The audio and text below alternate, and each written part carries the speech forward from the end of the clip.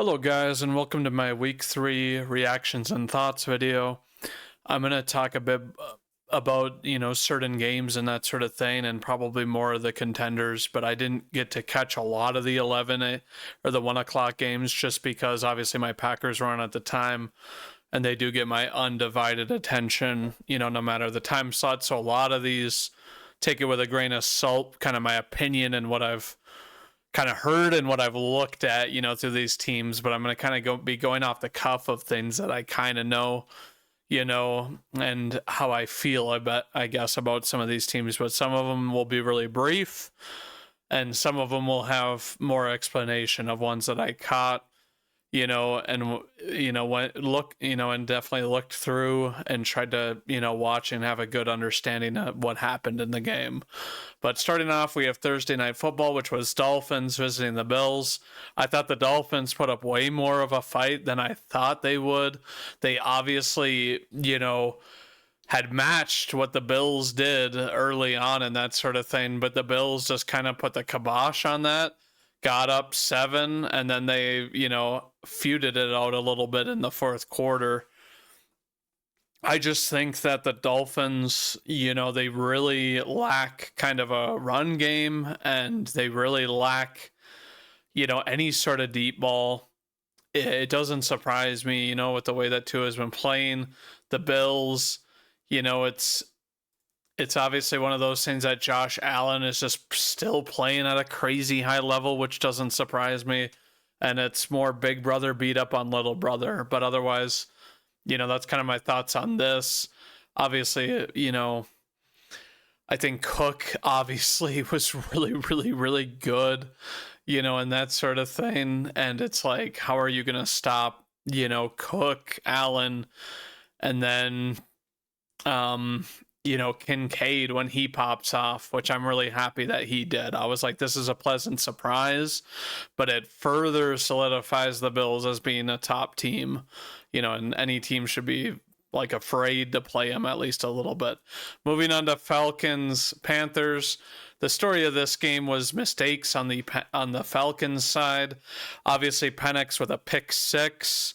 You look at his other interception and like kind of the other things that killed them was like screaming missed opportunities. This offense couldn't get it rolling. They kind of look like the same Falcons to me, that they just lack a lot of consistency on offense. And I mean, even the week prior against Minnesota, they were settling for a lot of field goals, off of Romo's leg. And it's like, don't get me wrong, their defense, has been playing very, very well, because even the Panthers, they didn't have a ton of yards and that sort of thing. I think that, the Panthers, they scored enough, but if you look at, like, if you took off, a couple of the mistakes from Penix, you're possibly taking off 10 points off the board, and that sort of thing. And it's like, that's obviously not a big enough swing for them to really still be contending in this game.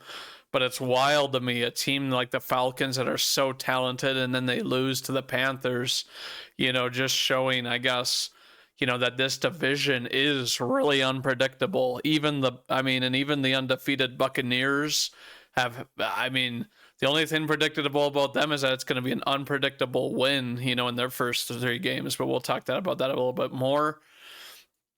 My Packers against the Browns, their first away game this year. Obviously, the first 2 games played against the Lions and the Commanders at Lambeau Field.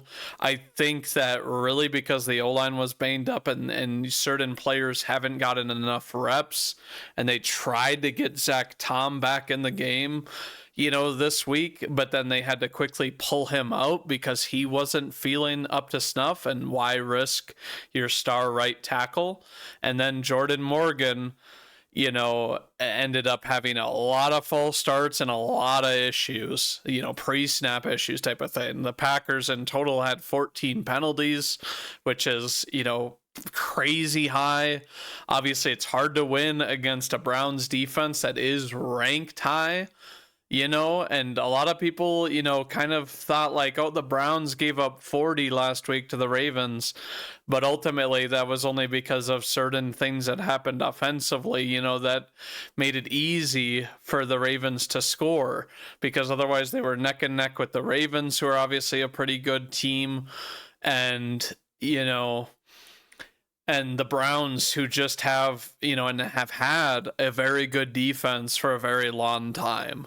And it's just, I think people take the Browns for granted. I know we all joke about them. We all laugh about, oh, you gave up the house for Deshaun Watson, who's probably not going to play another down for you, but literally is going to spend the whole season on IR.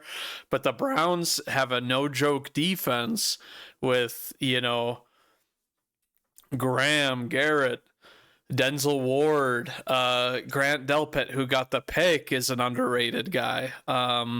Greg Newsome the second, their second round draft pick, Schlesinger, has been around the ball just all the time. So they got talent at all three levels, and it's very hard to move the ball on them.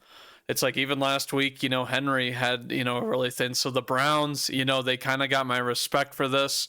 They clearly did benefit off of the momentum swings, because otherwise, their offense wasn't really doing anything, and that sort of thing. So I think about my Packers, and I still think that they're a very good team to beat, but it's one of those things that I think, and potentially they may have gotten into their own head about how good they were and didn't play as hard as they had been playing. I still think the defense played very well.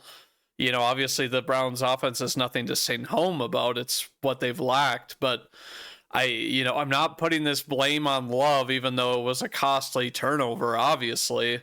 But it's like, you think about all these penalties type of thing leading to that. It should have never came down to the fact that if you turn it over here, you're likely to lose the game.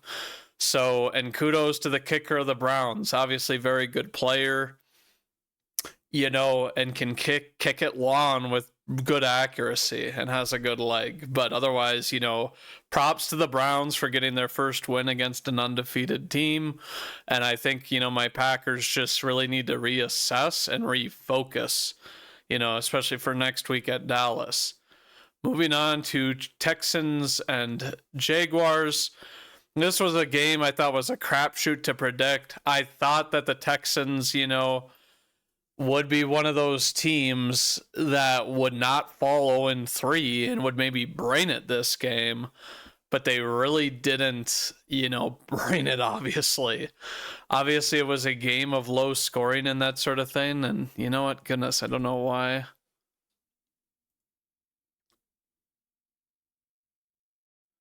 Technical things, but obviously they haven't been able to really do much in terms of offense and that sort of thing. Sorry about this, you guys. But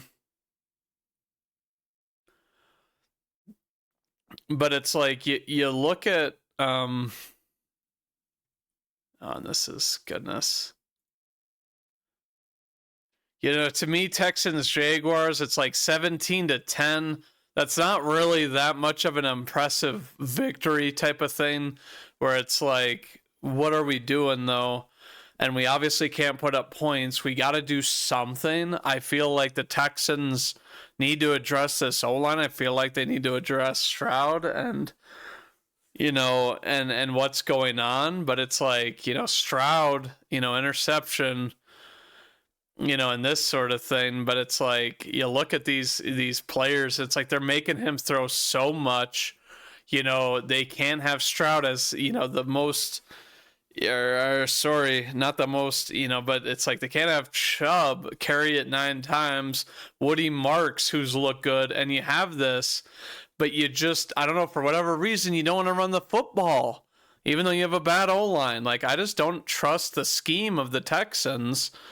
And, while this division, has kind of, rocky and, kind of rocky teams in it, the Jaguars and the Colts, are winning teams. And then it's like, the Texans are dwelling with the Titans at the bottom, several games behind already through 3 weeks. So it just, And obviously the Jaguars not very clean. 20 of 40 isn't good, that sort of thing. And it's like you got a big chunk of your yards through a long pass. So I don't know what the Jaguars are doing either, but it's like this looks like the kind of game where they would score 17 and they would fall short most times. So I don't know what they're doing on the Jaguars either, and this isn't that reassuring. You're thankful you got a win, but it's not reassuring. Bengals Vikings. I was just disastrously wrong about this game, and obviously I kind of thought that, hey, the QB for the Bengals, why can't I remember his name? Browning, I'm pretty sure, just seems to be an interception prone machine. So at this point, like, if you want to save this season, maybe you give him one more start, but like 2-2, and you obviously have the Steelers and the Ravens in your division who are winning games. And I mean, I guess the Ravens are 1-2, crazy enough, so you're still ahead of them. But it's like, you can't tell me you're going to be able to have a shot at beating them at all, with the way that you're playing right now, and who you're going to play, in the next couple weeks. So that's crazy. The Vikings really proved me wrong. Carson Wentz kind of cooked. He didn't even have, crazy yards, though, and that sort of thing. He was 14 of 20, which is, better than McCarthy was doing. I hate to say that. But it's like 173 yards. But overall, these two picks just killed him. Ivan Pace, obviously, like, sticking it to him. And, getting pressure on Jake Browning. And that sort of thing. But it's like, overall, the stars in this game, crazy enough, not a lot of receiving, if we're being honest with you, which is just surprising, and that sort of thing. But yeah, crazy how the Vikings won 48-10, but this shows how dangerous their defense is to make it easy to put up points for the offense. Steelers Patriots. The Patriots, by all rights, should have won this game.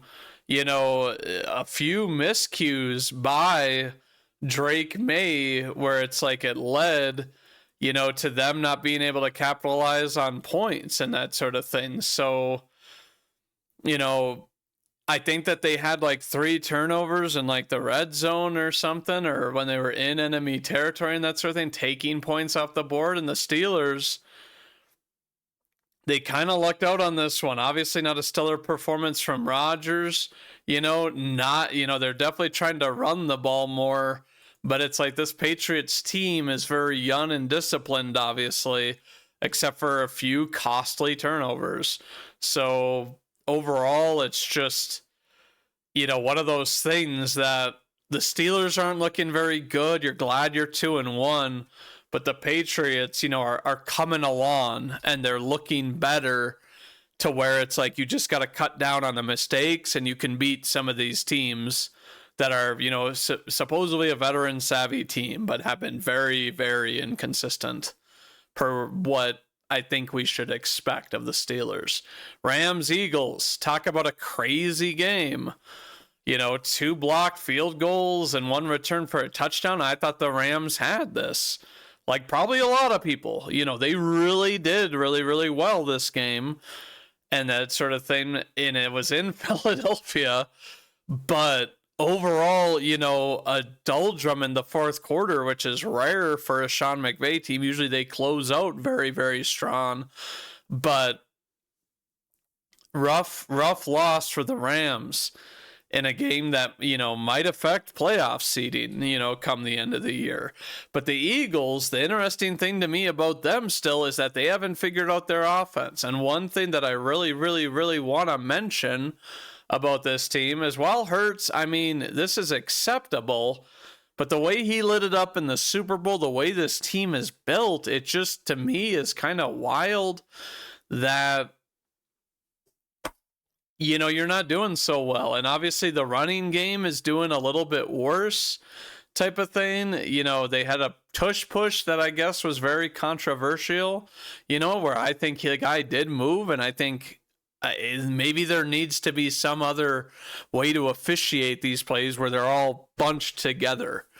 But looking at the this game, it's like AJ Brown did have 109 yards off of 6 receptions and that sort of thing, but Devonta Smith didn't do that much, and Dallas Goedert didn't do that much, and it's just, to me, it's the off and on and all that sort of thing. And you're not going to win games the way they won this game like that. This game, to me, is like the biggest anomaly of the year, where it's like this felt like just a crazy off-kilter, luck game with weird momentum swings, where it's like you're not going to be able to block field goals the way that they are to win the game. And that sort of thing. But, props to the Eagles. They're still undefeated, and we'll see what they do, next week against the Colts, against the Buccaneers, which I think is a very, very good matchup. Jets Buccaneers. Speaking of the devil, the Buccaneers have obviously won their games off of last second field goals. Last week against the Texans, the first week against the Falcons where they were tied, and then this week against the Jets. The Jets, who knows, maybe they're an odd week team, type of thing, where it's like, oh, they can perform well and that sort of thing. Tyrod Taylor kind of did his job, completed things at a high percentage, did have a costly interception type of thing. But overall, it just looks like they're regressing back to the way they were. Maybe try Braylon Allen a bit more. He had a better average than Breece did, and he's obviously he's a feisty young halfback. But otherwise, you need to figure out this rushing attack, especially for, Fields' sake when he comes back, so that you can have a balanced offense and take some of the pressure off of it. But the Buccaneers, Baker's playing really well. He's throwing the ball really well. He seems to be getting poised week in and week out type of thing. And he's backed by a defense that's, pretty good, and that sort of thing. But, this distribution of the ball, I really, really like. Nobody with crazy stats, I guess. It does suck that Evans got hurt. He always seems to get a little banged up, but he's a very physically gifted guy that can even play through injuries and still have an impact on games. But overall, to me, Garrett Wilson being the sole target here, it's rough. You don't have anybody else that's really doing that much. Allen Lazard, just without that Rodgers chemistry, it's kind of sad, if I'm being honest with you, that it's like, oh, it's come to this where he just is a no effect player, and it clearly, the run game isn't benefiting from him being a good run blocker. But otherwise, the Buccaneers, crazy finish, and we'll see if they're really ready to take it to the Eagles, who I think they really are kind of built to beat, if I'm being honest with you, with the run stuffers they have and the stout defense that doesn't give them much on the run. The Colts, continue their reign of the AFC South. I think that, if Daniel Jones is kind of proving, and like every week it is kind of a test to see like, oh, is he going to slip up? Is he going to regress? But I think he's living his best life. They had him on last night on, the Peyton and Eli that I was watching for Monday Night Football. And the guy just looked, energized and full of life. And I was like, why does he look so much less depressed, if I'm being honest with you, than when he was on the Giants? And it's just like, he looks like he has way more life, or whatever, and that sort of thing.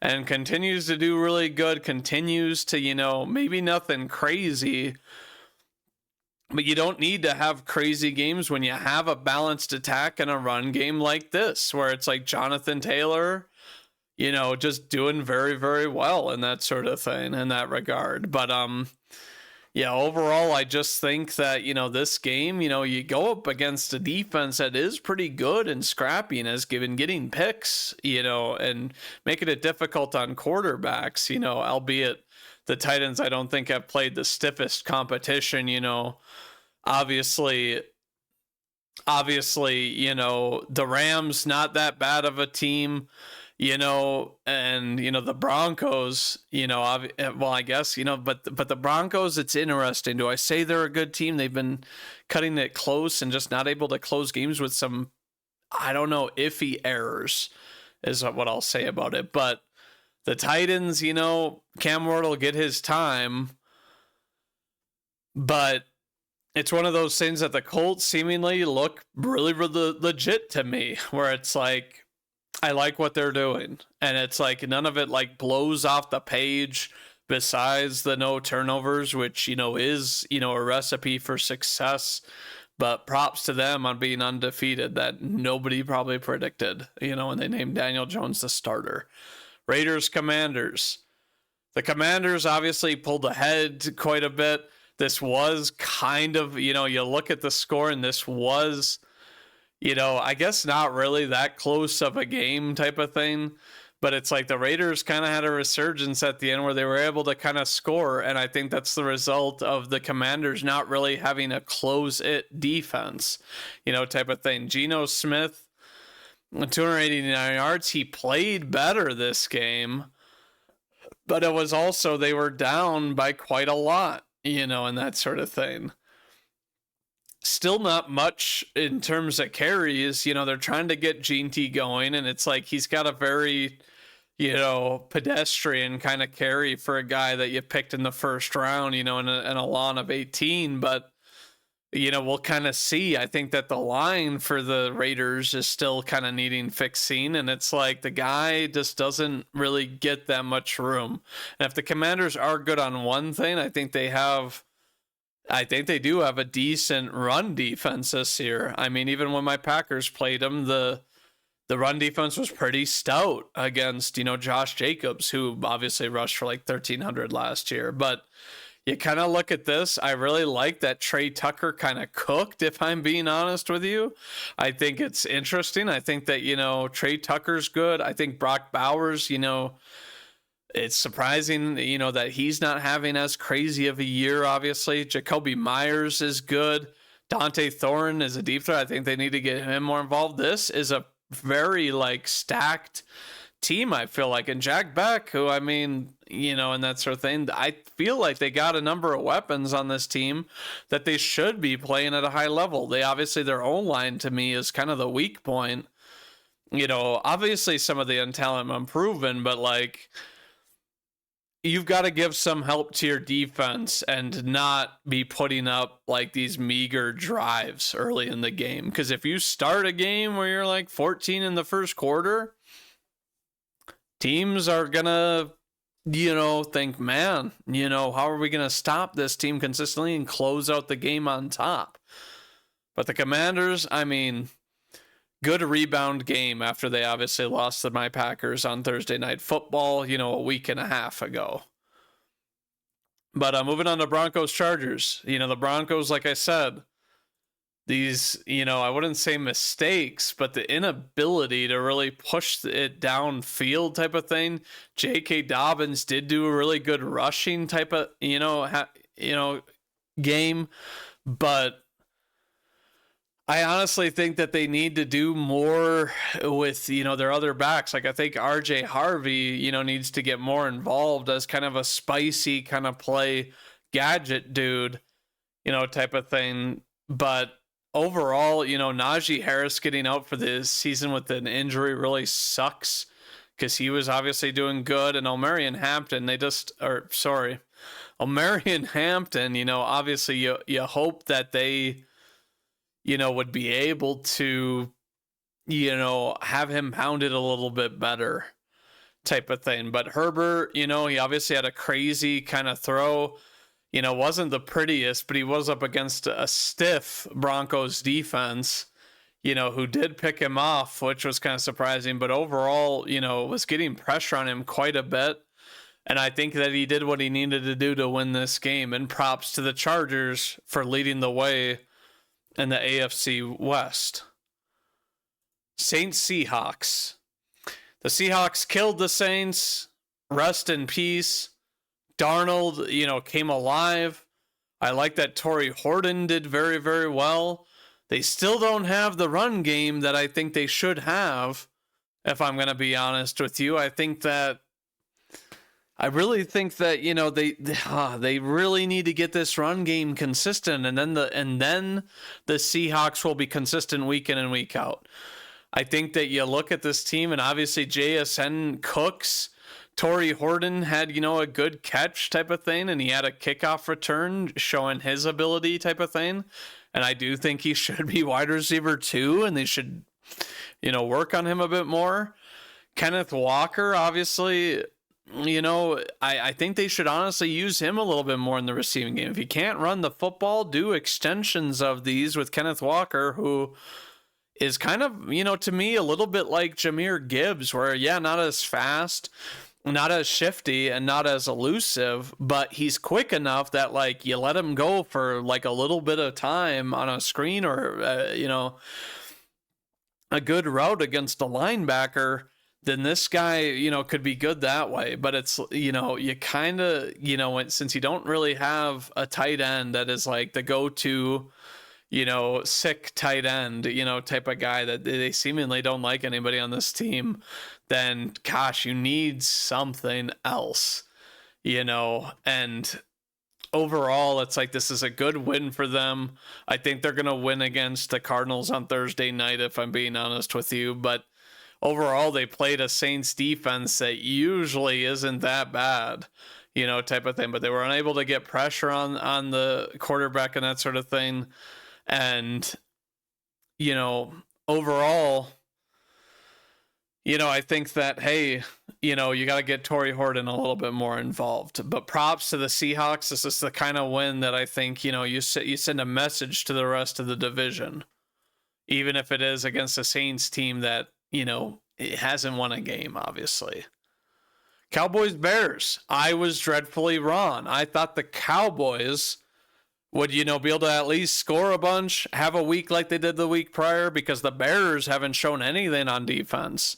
You know, and obviously Johnson is on IR, and the rest of their kind of DBs have looked very boony.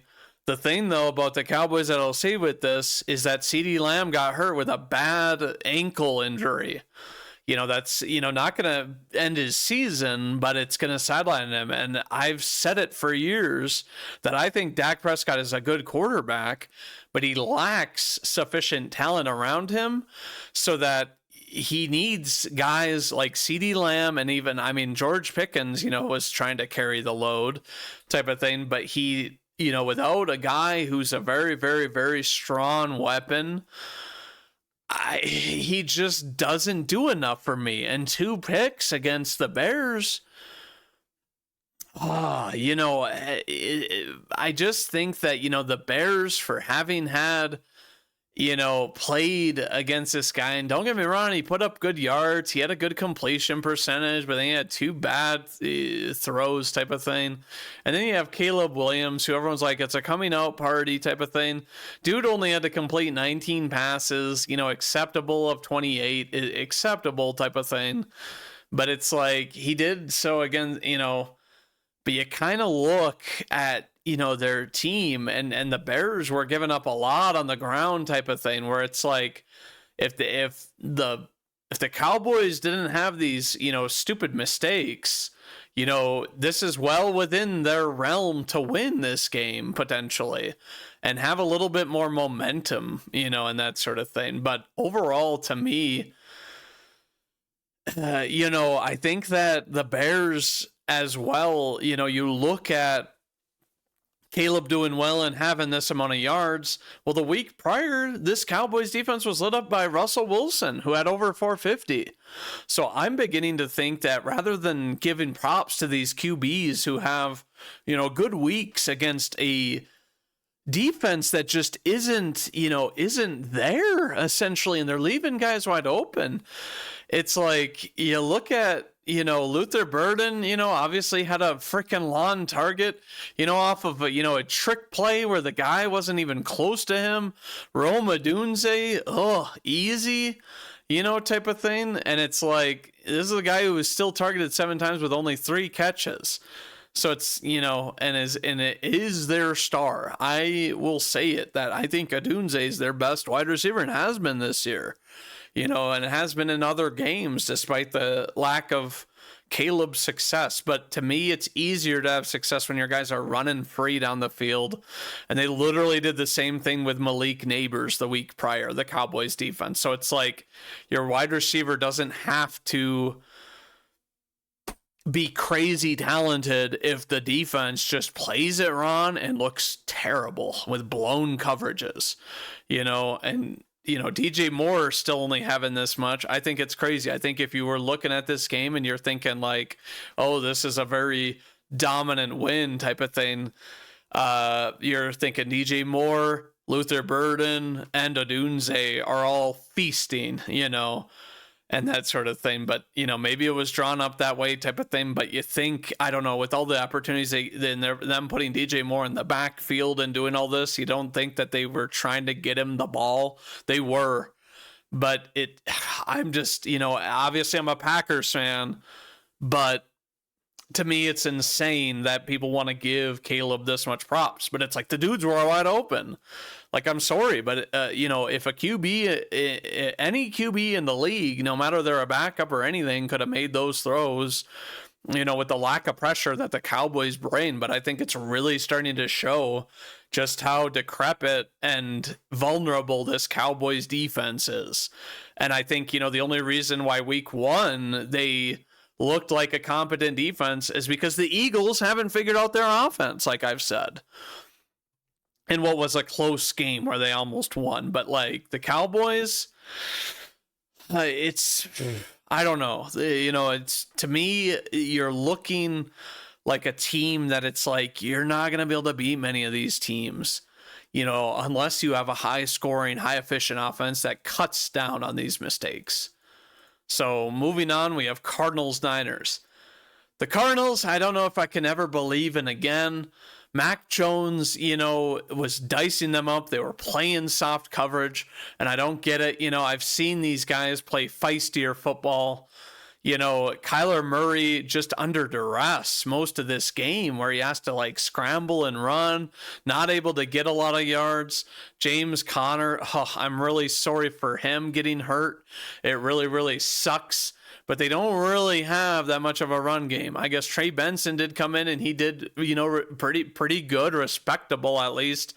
But it's like Kyler as your, near leading rusher, and that sort of thing. That ain't good.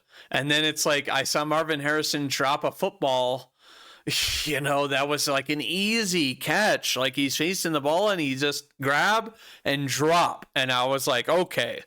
This, I don't know what it is, if it's the vibes, or what's going on with him, but this was a guy that, we think should have had a breakout and was, last year was kind of the same where he wasn't getting, he's getting more targets than he was at the beginning of last year, but the performance issues, and that sort of thing. But otherwise, the Trey McBride balling, this guy's a good, I like him. He always hustles. He always box out. He plays very sound football and that sort of thing.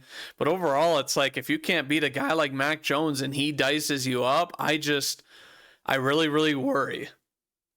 Especially when Christian McCaffrey, he's doing, okay in the run game, but then he's, dicing you up and, and the receiving game and that sort of thing. And you're not up against you. They don't even have, Jennings. They don't have Jennings, Kittle, Ayuk. They got rid of Debo. So it's like Kendrick Bourne, who was on the Patriots last year, and then Juszczyk being able to get a TD. Like these guys are, and you'd think more about Marcus Valdes-Scantling, but he's just a guy who's never panned out and is a deep threat distraction type of thing. But overall, like the Cardinals, they did good on point limiting, I guess, in terms of, a guy who threw for 300 yards. But overall, I just didn't see enough flair from the defense to close the game and not enough offensive production to win the game. Like a very flat game where both of these teams just like, what a doozy of a game for two teams that were 2-0 going into this week. Chiefs Giants. We talked a little bit about how the Giants, and Russell Wilson threw at will, and people were saying the moon ball's back, and they're praising this guy who I think is a fraud. It's like I said, the dude, had a guy, Malik Nabers, who's, he's on the come up, and it's like he's doing it with the Giants, you guys. He hasn't had last year. He had, Daniel Jones, who, maybe that was definitely better than Russell Wilson, maybe. But the only reason he seemingly did well last week was because of poor pass rush and, not getting covered correctly. But you look at Russell Wilson this game, 2 picks that are like, oh, let me just throw it up to Nabers, that were free pickings for a team that, has a competent defense, and just overall sucking it and throwing up 160 yards. I think the only reason Russell Wilson led the league, in passing these first 2 weeks is because, hey, they played, they played the Commanders, who they obviously had to pass a lot for because they were behind the whole time.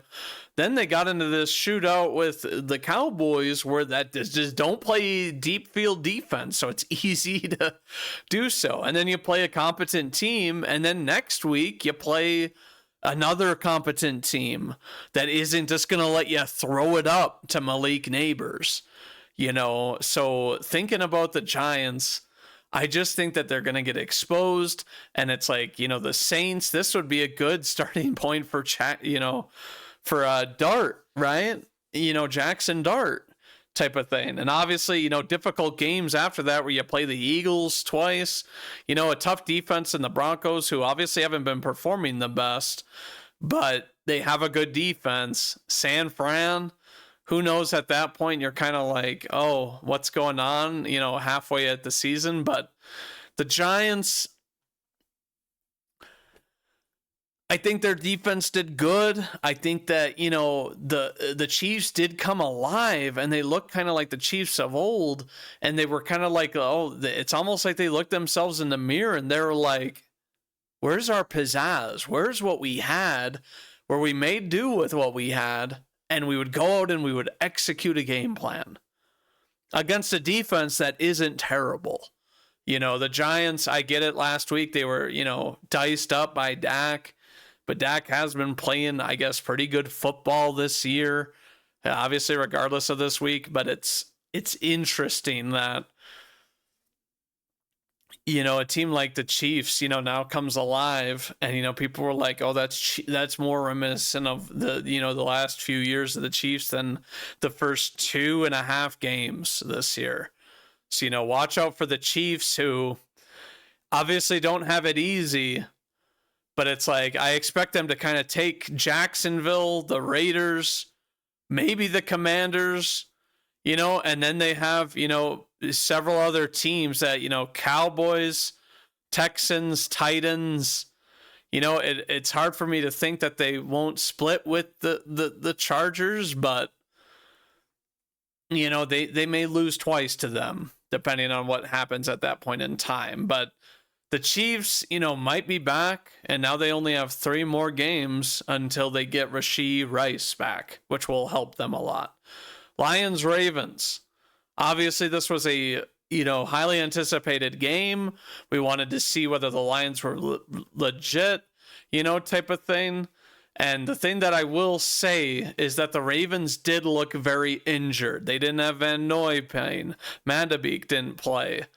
They, obviously defensively, you think about this team, and Roquan Smith, obviously, getting a good amount of tackles. Tackles for loss were rare to come by. I like seeing Malachi Starks show up. That's very, very good. Obviously, against a team like the Lions. They had some good defensive plays with a pass defense by Wiggins, and that sort of thing. But overall, you kind of look at these...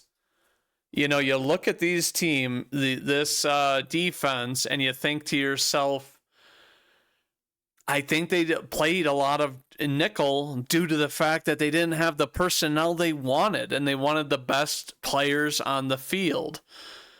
type of thing. And it kind of, with the players on here, it just shows to me a lack of run defense. And it's not like they got torched on the run. Yes, there was some good runs, but obviously nothing. Amon-Ra was obviously kind of an interesting thing where he obviously, was doing more this game, and they were like, let's highlight one of our stars. And it's like Jahmyr Gibbs, this is obviously very good. It's hard to, it's obviously very hard to win a game when you give up, around 5 yards a carry type of thing. But they didn't give up any home run plays, type of thing. And it's like,